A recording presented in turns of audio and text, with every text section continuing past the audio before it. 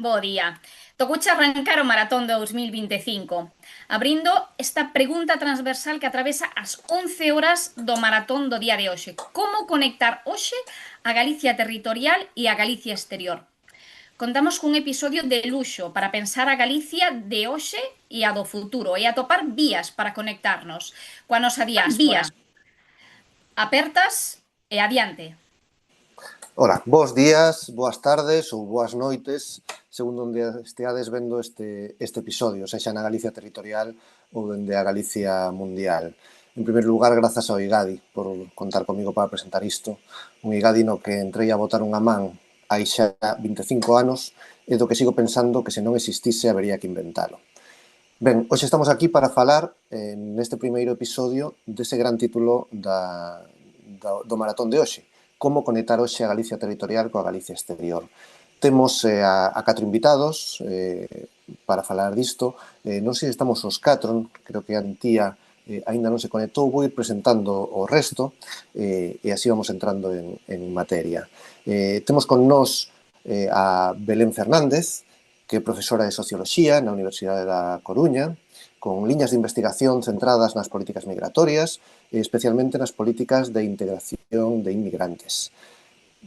Temos tamén, esperemos que se conecte agora nun intre, a Antía Pérez Caramés, tamén profesora de Socioloxía na mesma Universidade da Coruña, e con especialización en investigacións na demografía e as migracións internacionais, con atención ás novas emigracións galega e española e o retorno de migrantes. Forma parte tamén do arquivo da emigración galega do Consello da Cultura Galega. Tanto Antía como Belén forman parte do Consello Científico da revista Tempo Exterior, a revista que edita o IGADI, e as dúas forman parte igualmente do equipo de investigación de Sociedades en Movimento da Universidade da Coruña. Temos tamén a Karan Novo, que leva uns anos vivindo e traballando en Bruxelas, no eido dos proxectos europeos de innovación. Na capital belga, Karan ven sendo un dos impulsores do Festival Emigrasón, o Festival Galego en Bruxelas, cun grande éxito non só entre o que define como burbulla cultural galego-belga, senón na propia Galicia. Karan podería ser un exemplo desa nova emigración galega que decide manter a conexión coa terra e levala máis alá. E por último temos tamén a Manuel Gago, que é director do portal de divulgación cultural do Consello da Cultura Galega, o culturagalega.gal, ademais de profesor de comunicación na USC ou comisario de diversas exposicións. Pero por riba de todo iso poderíamos dicir que un dos principais divulgadores culturais de Galicia é o @magago das redes sociais, para que o identifiquedes. Comezamos xa coa pregunta que encabeza este episodio. Abrola aos 4, ás 4. Como pode conectarse hoxe a Galicia territorial coa Galicia exterior?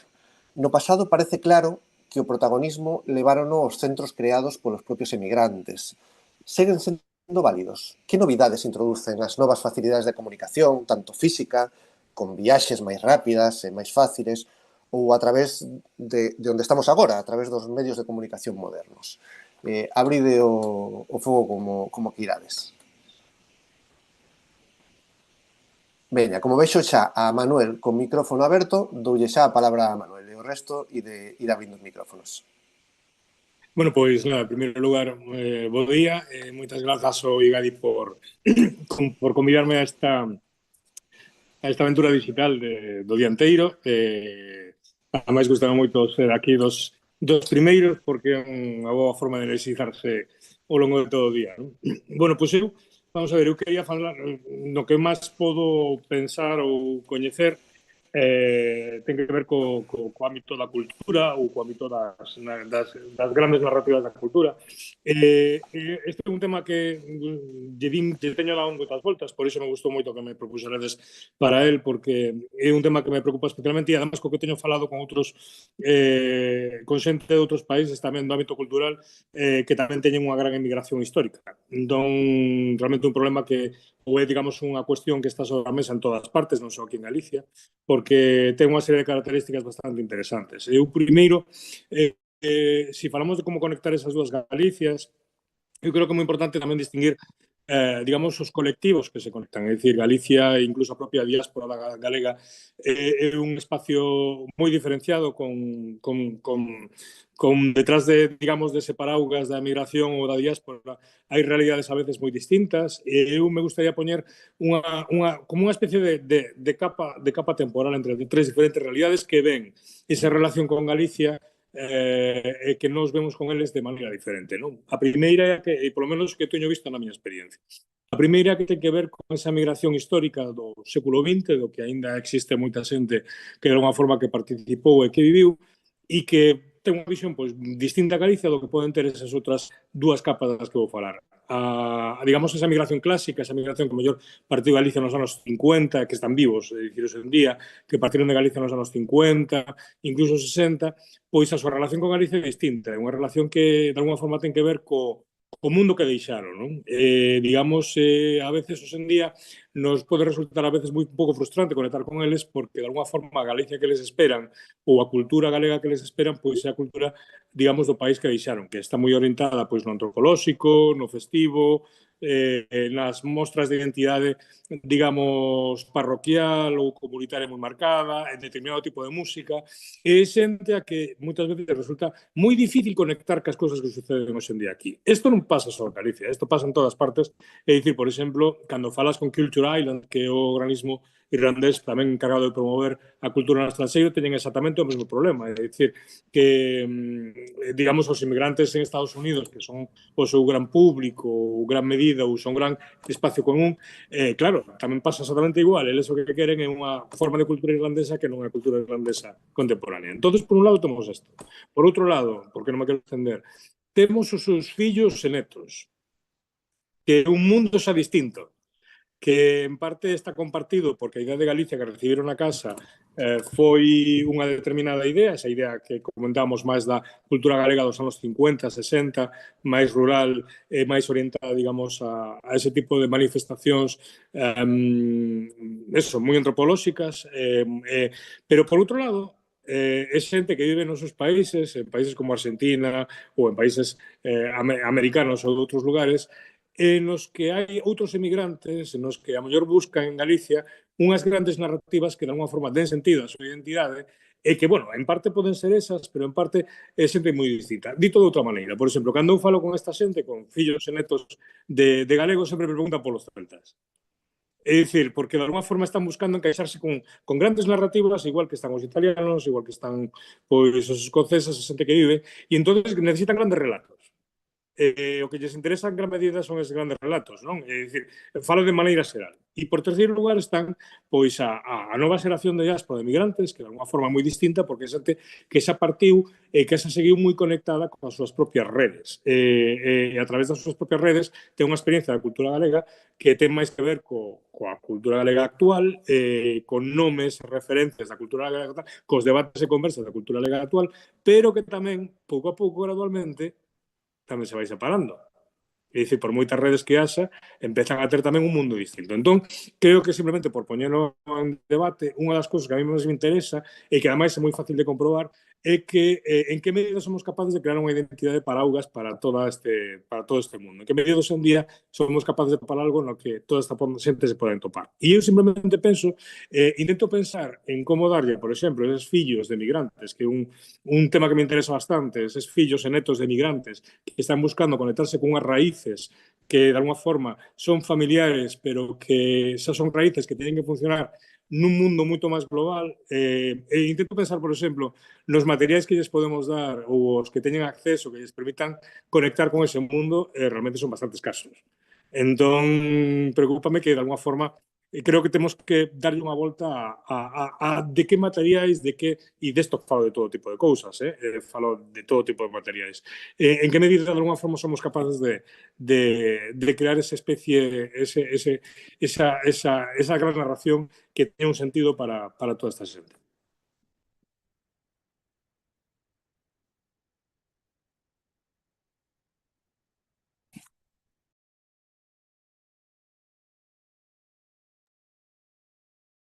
David, falta tes o audio apagado. Sí, dicía adiante Antía ou Belén, lembra de conectar o micrófono. Sí, agardo que máis ou menos escoite. Eu sinto un Sí, chisquichín de eco, pero máis ou... escoitámoste, Antía, perfectamente. Sí, Sí, adiante. vale, genial. Bueno, grazas, grazas en primeiro lugar polo convite e tamén un placer, non? Encontrar caras coñecidas de vello, outras de máis novo, así que encantada. A verdade é que me parece moi interesante toda a cuestión das, digamos, da imaxe, non? Das distintas vagas e do pouso desas vagas, non?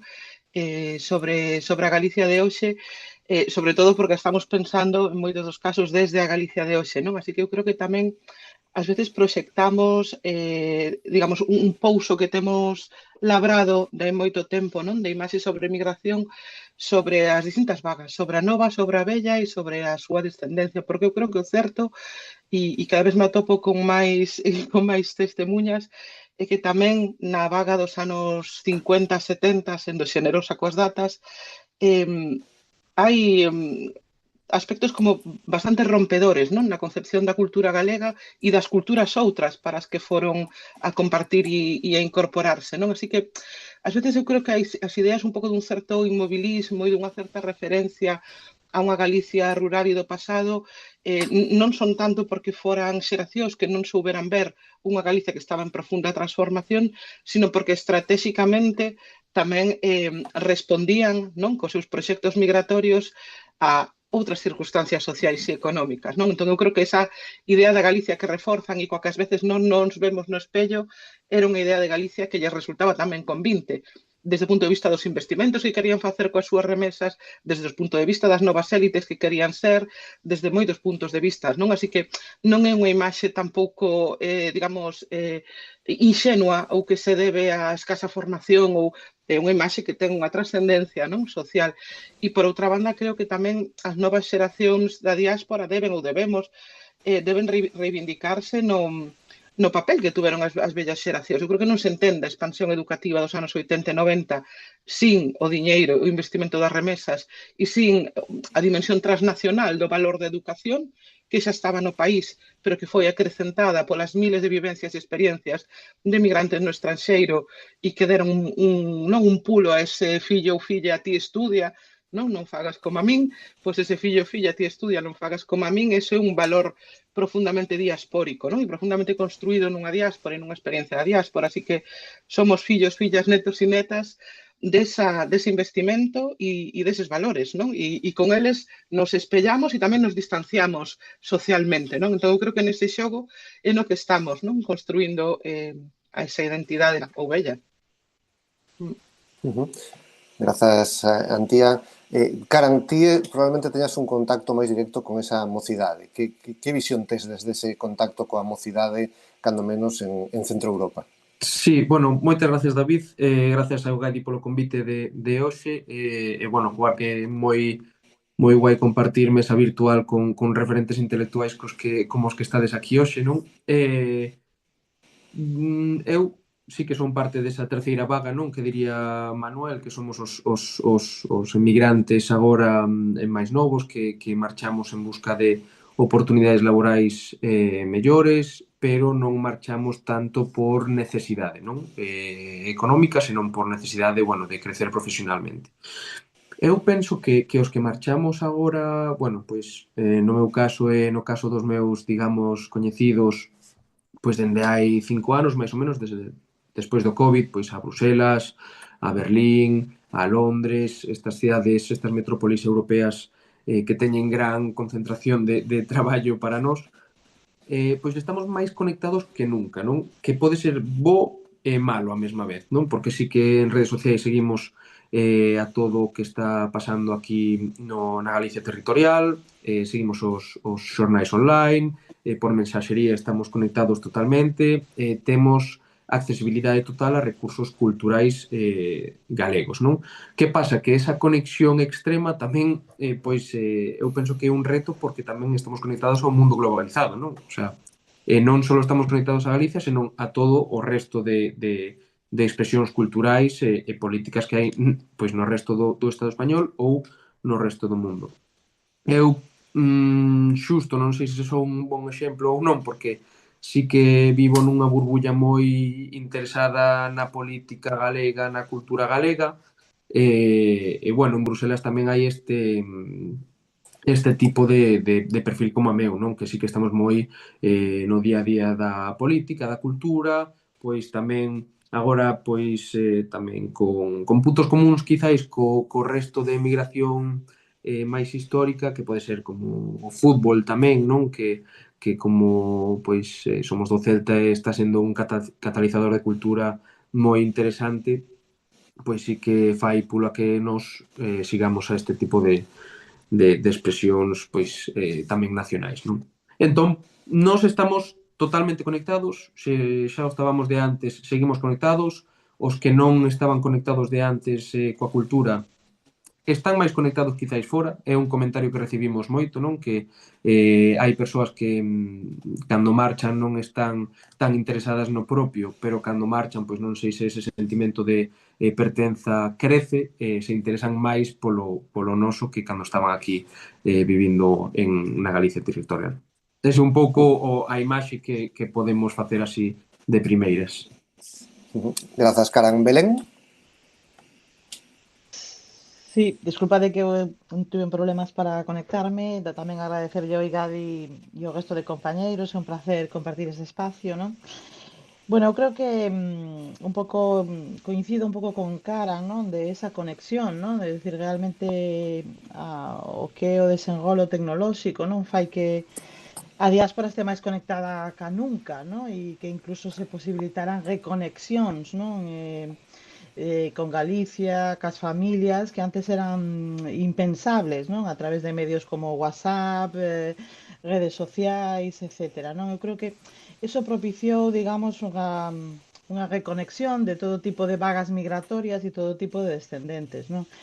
Eu creo que tamén acompañada por, aínda que sea simbólicamente, e iso xa é outro debate, non? Por que tamén Galicia é un dos territorios, non, donde tamén máis se desenrolaron políticas hacia a diáspora, non, hacia a emigración, donde o discurso político, desde logo, está sempre presente, non, esa realidade social, non? Entón eu creo que eses elementos, non, vinculados, digamos, a unha certa particularidade, non, na nosa identidade moi marcada pola emigración, dunha maneira, digamos, que nos fai, en certa medida, estar orgullosos, non, desa internacionalización, non, deses lazos, non, con moitísimos países, continentes, etcétera, etcétera, non, a través da nosa familia, amigos e demais. Creo que tamén é un elemento, digamos, presente nas vidas de unha moi boa parte de galegos e de galegas, non? Entón, en ese sentido, creo que esa conexión está, esa realidade está, non? E que tamén, bueno, lóxicamente impacta, xa digo, no día a día, impacta, digamos, nas nosas relacións personais, non? E, polo tanto, eso tamén alimenta tamén ese discurso que moitas veces, bueno, xa ten outras capas políticas, mediáticas, sociais, de construción identitaria, etcétera, etcétera, non? Non me vou engollar moito máis, pero, bueno, eu creo que sí que, desde logo, é un elemento central, non? Varias de vos investigastes sobre a integración dos migrantes, un tema hoxe de actualidade. Supoño que no caso dos galegos variará moito duns países a outros e dunhas persoas a outras, evidentemente.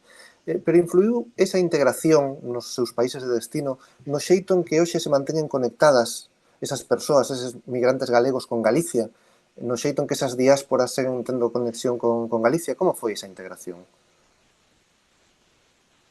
Ti mesma, Belén, xa que acabas de falar. Sí, a ver, eu creo que hai unha visión, non, sobre unha visión casi idílica, non, sobre a presencia galega, especialmente quizáis en Europa, non, que é un pouco o que máis temos acceso, o que ata onde chega a memoria, non? Pero, bueno, eu creo que tamén os historiadores teñen feito un traballo moi interesante, non, para reconocer todos esos procesos de integración, non, en América Latina, etcétera, etcétera, pero indo un poquinho ao concreto, creo que hai unha visión construída, non, de que a integración dos galegos é unha integración idílica. E creo que ten moito que ver, e tamén polos propios galegos que están en estas diásporas, non é algo moi repetido, ten moito que ver ca idea, non, do galego ou da galega como que traballador, non? Es decir, como un rasgo casi identitario, un bo traballador, polo tanto cumplidor, cumplidora, non? que non xera problemas, que non xera alteridades. Eu creo que isto tamén está interesadamente construído, non? Baixo a idea, digamos, non? De certa, digamos, conexión con esos territorios, non? Certa, digamos, non alteridade, non? Por a cuestión de non ter, digamos, outra raza, digamos, non ter outra religión, etcétera, e que tamén é todo isto un elemento socialmente moi construído, moi que todavía hai que desmitificar, porque eu creo que realmente aquí isto non é certo, non? Es decir, isto non sei como decilo, digamos, é como unha especie de construción de discurso que protexe, digamos, non esa presencia, de alguna maneira, que construe esa presencia, pero que eu creo que realmente, digamos, non deixa entrever outras realidades que sufriu algunha desta diáspora, desde a exclusión da vivenda, desde, digamos, os traballos peor remunerados, desde, digamos, o propio racismo en estas sociedades de Centro Europa, especialmente en esta emigración dos anos 60, que eu creo que tamén é necesario que agromen un pouco no discurso, non?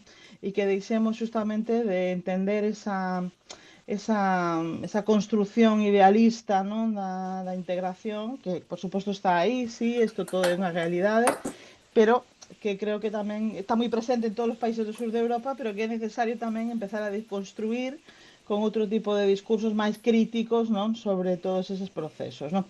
En todo caso, lóxicamente, as segundas, terceiras xeracións habría tamén moito que analizar. Eu creo que é necesario voltar, digamos, a revisar eses estudios iniciais que se fixeron, non, e pioneiros, non, en certa medida hai que poñernos en valor, pero que é necesario volver a revisar si efectivamente esas segundas, terceiras xeracións están tan integradas como nos imaginamos que están, ou, sin embargo, si esa migración tamén tuvo un impacto nas súas trayectorias en relación ás trayectorias das mesmas clases sociais en eses territorios, non? Eu creo que é necesario tamén voltar un pouco sobre iso, sin enrollarme moito máis, non?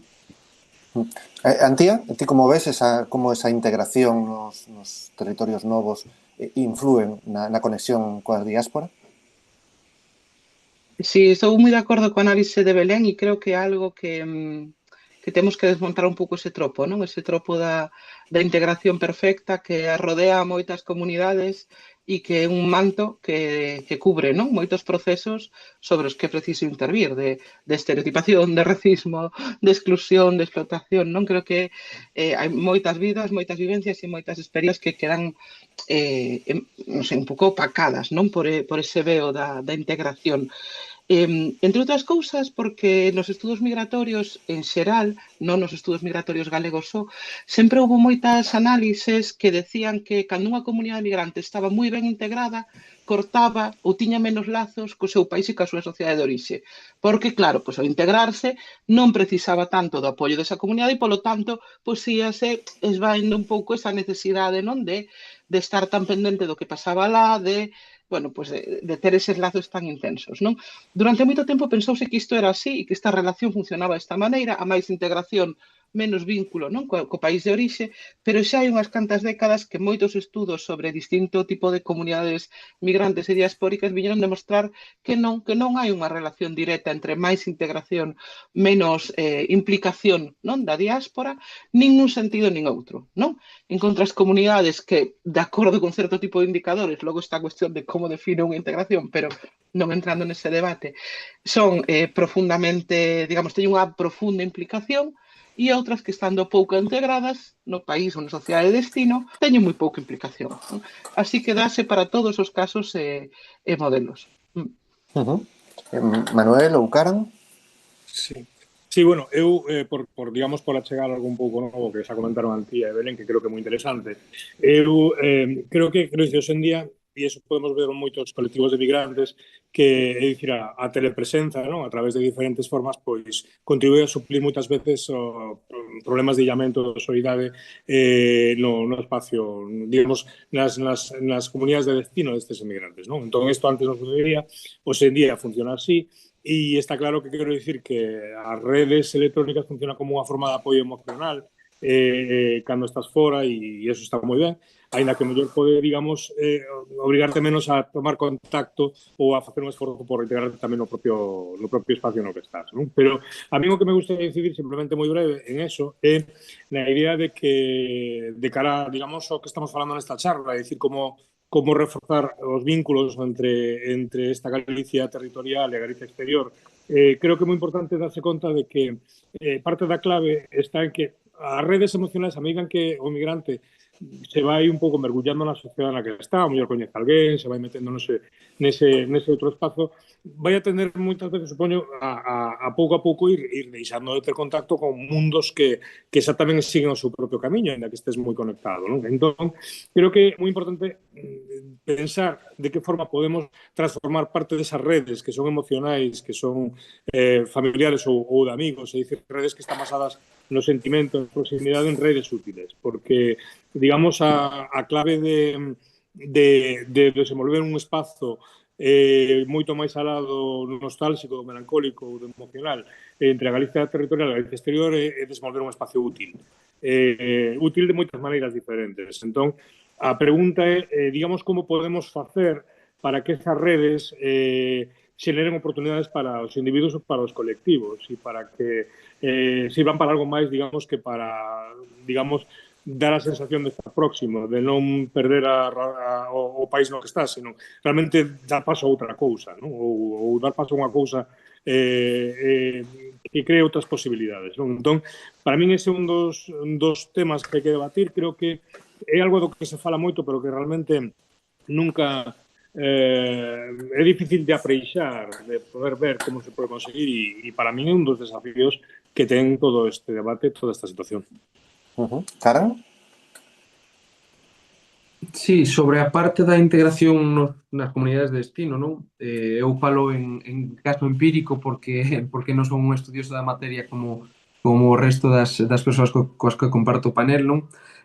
Digamos que pois o que nos encontramos o chegar as comunidades de destino, en este caso sería Bruselas, é unha burbulla moi grande de persoas estranxeiras que viven no exterior, non? O sea, quero dicir, en Bruselas, por exemplo, non sei se saía nun estudo hai un par de semanas que o 62% das persoas que viven en Bruselas son estranxeiras. Entón, sí que é moi fácil adaptarse a esas comunidades de persoas que viven fora do seu territorio, por decir así, pero sí que, lóxicamente, é máis complicado integrarse pois na sociedade máis local, digamos, non máis de orixe, pois a belga neste caso, que ademais a belga é moi particular, entón non están casi nin integrados entre eles, así que é máis complicado, pero é un comportamento que sí que vexo pois con persoas que viven en, pois poñemos outra vez exemplos de Londres ou Berlín, non? Que sí que é moi fácil adaptarse á burbulla máis europea, tamén porque xa nacimos co Erasmus debaixo do brazo, todos marchamos un ano cando estudábamos, e temos eso moi metido no noso ser. Entón, é moi sinxelo, non? Atopas puntos comuns con persoas de Italia, persoas de Francia, persoas de Grecia, o resto de persoas pois, portuguesas do Estado español. É fácil adaptarse a eso, non? Quizá iso máis complicado é adaptarse á cultura e á sociedade máis local, tamén neste caso pola barreira do idioma, pero bueno, pareceme moi interesante a ver se Manuel pode despois un pouco pois seguir falando dese tipo de redes que sería interesante pois ter para a xente que marche fora. Sí, nesa liña quero cumprir cos tempos deste maratón porque quedan moitas horas por diante. A última pregunta que quería formular é este maratón busca chegar ás dúas Galicias, a interior e a exterior, a través de internet. Xa hai sitios web, redes sociais, publicacións científicas, pero que iniciativas credes que non son o suficientemente coñecidas? Hablo-vos aquí a posibilidade de que deades publicidade a esas iniciativas que considerades importantes para esta conexión. E que iniciativas pensades que se non existen que habería que inventalas? Bueno, pois veña, Bueno, sí. Empezo non é por vender os produtos nos que estou, pero recomendo moito a xente tanto culturagalega.gal, que é portal de divulgación cultural do Consello, que dá información diaria alrededor do mundo da cultura, tanto en forma de, digamos, información máis do día a día, como reportaxes en profundidade sobre diferentes aspectos do mundo da cultura galega, e tamén consellodacultura.gal, que estou no que estou detrás, que é o web do Consello da Cultura Galega, que está cheo de publicacións, conferencias, todo tipo de debates en vídeo, en texto, en mogollón de materiais. Hai moitos materiais tanto de memoria como de presente. Entón, un observatorio, eu creo que é moi interesante para que a Galicia exterior este moi conectada con moitos debates que hai na cultura actual e ao mesmo tempo pode acudir un espacio no que hai recursos accesibles e fáciles para acceder á memoria. Eso por un lado. E por segundo, no que creo que falta, no que creo que debemos traballar, creo que nos faltan moitas cousas, pero un tema que a mí me parece especialmente interesante é o que falaba de que debemos preocuparnos por ter un espacio de... É dicir, hai un problema moi grande en relación ao propio pasado de Galicia. É dicir, a xente ten o mellor unha idea do pasado moi vinculado á familia, a súa parroquia, pero ainda que parece increíble, é dicir, a idea que se ten sobre un pasado común, compartido por todas as persoas, alrededor expresado a través da historia, non é fácil de acceder hoxe en día a recursos interesantes alrededor dese pasado. Entón, podemos facer a cousas puntuais, hai cousas moi potentes, pero eu estou pensando neses fillos ou netos de emigrantes, pero tamén nos fillos dos propios emigrantes galegos actuais que saíron para días, pero que comezan a ter fillos adolescentes, en moitos casos, que hai estas preguntas. Bueno, pois eses recursos son moi difíciles de atopar, de maneira moi fragmentaria e con fontes a veces pois máis confusas, non? Entón, creo que non podemos ter unha comunidade global sin que esa comunidade comparta un imaginario e se xa facilmente accesible ese imaginario. Entón, para min, un dos vías moi concretas nos que se pode traballar no futuro, dentro das 1000 posibles que hai, podría ser ese. Karan, que nos recomendarías ou que inventarías, ademais do migración, por suposto?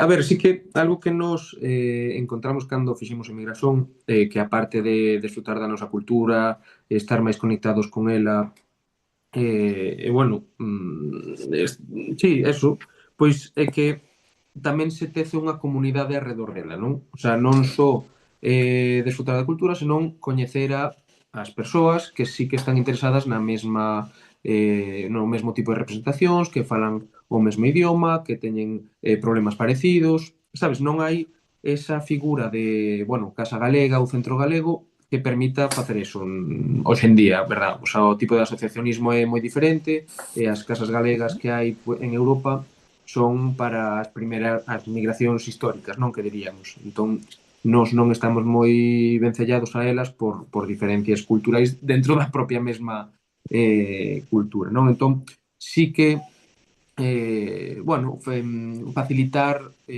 pois sitios nos que podamos falar entre nós, podamos tecer comunidade. Eso pode ser a nivel cultural ou incluso a nivel laboral, me parecería moi interesante, porque en Bruselas, como exemplo ao que volvo, hai 3.000, 4.000 galegos traballando nun sector moi parecido, non? Que o das políticas públicas, ao final, coa Comisión Europea, o Parlamento, todas as entidades que hai alrededor dela, pois tecer unha comunidade en ámbito laboral que non sexa só para intercambiar experiencias, senón tamén para apoiar uns a outros, non? O sea, é un pouco eso. Entón, crear espazos nos que intercambiar experiencias, nos que tecer comunidade, nos que coñecer a xente e facermos un pouco máis, bueno, máis fortes, non?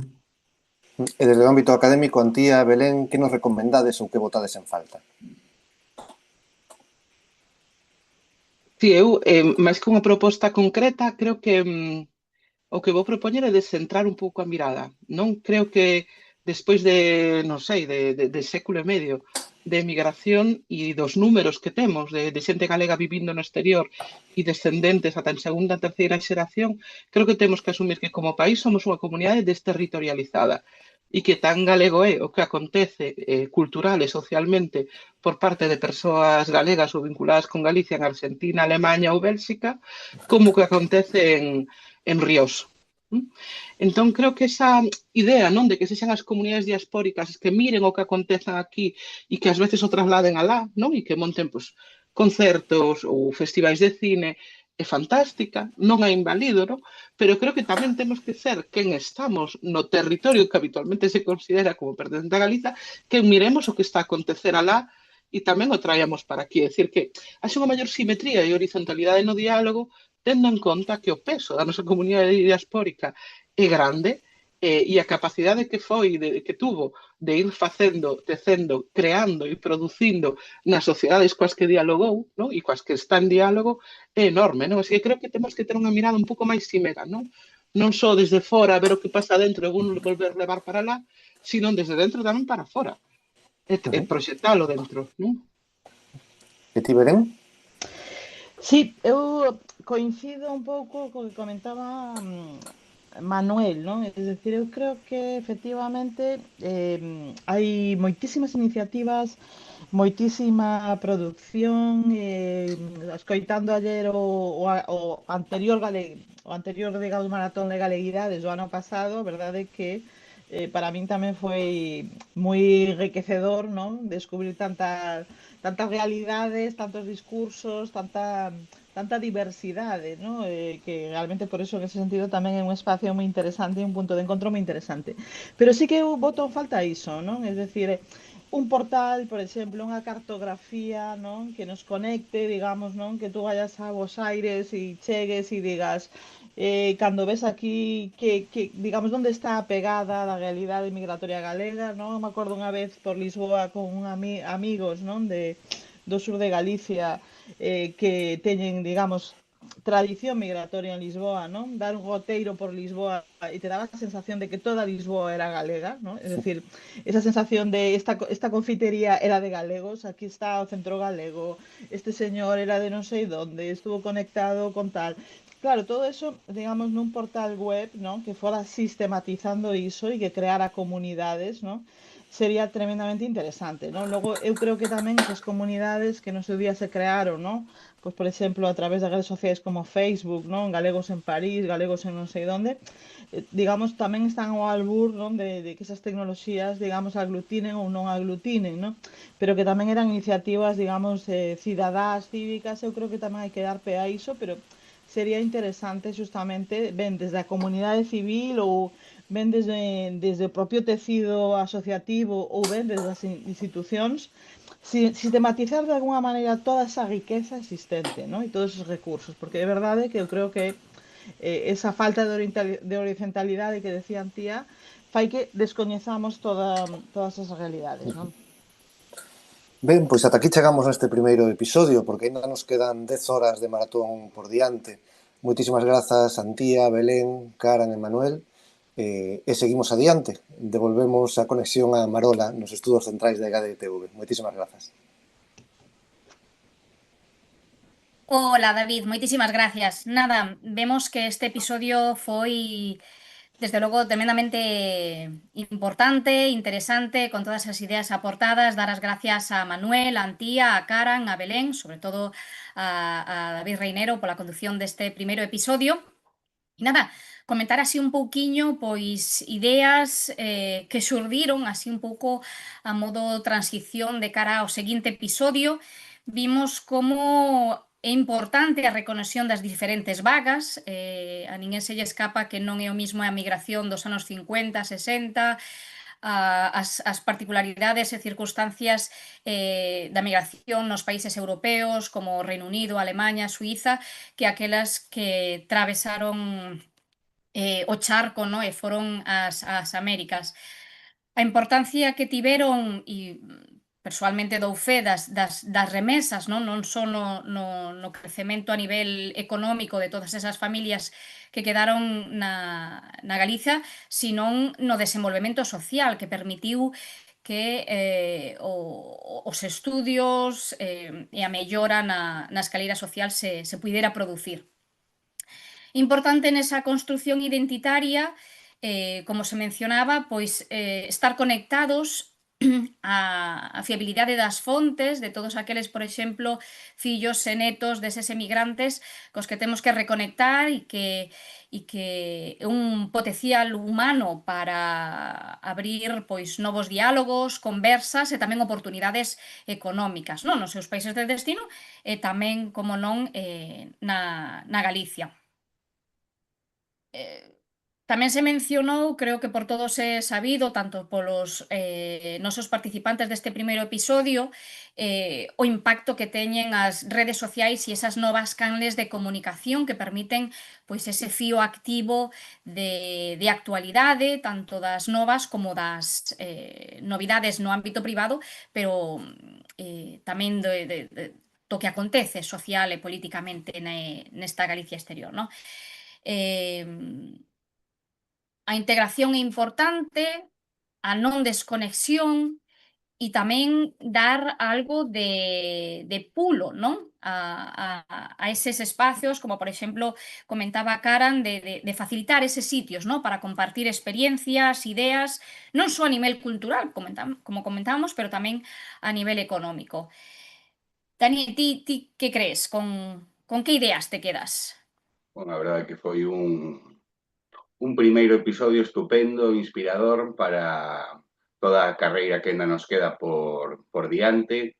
A verdade é que non sabería escoller unha concreta, porque penso que, sobre todo na última pregunta, ao redor de como conectar a Galicia territorial e a Galicia exterior, saíron ideas concretas moi brillantes que moitas veces manexamos, digamos, nas reunións do IGADI para intentar impulsalas como proxectos e que estou seguro que neste exercicio de diplomacia digital e de inteligencia colectiva pois van a ir agromando ao longo de todo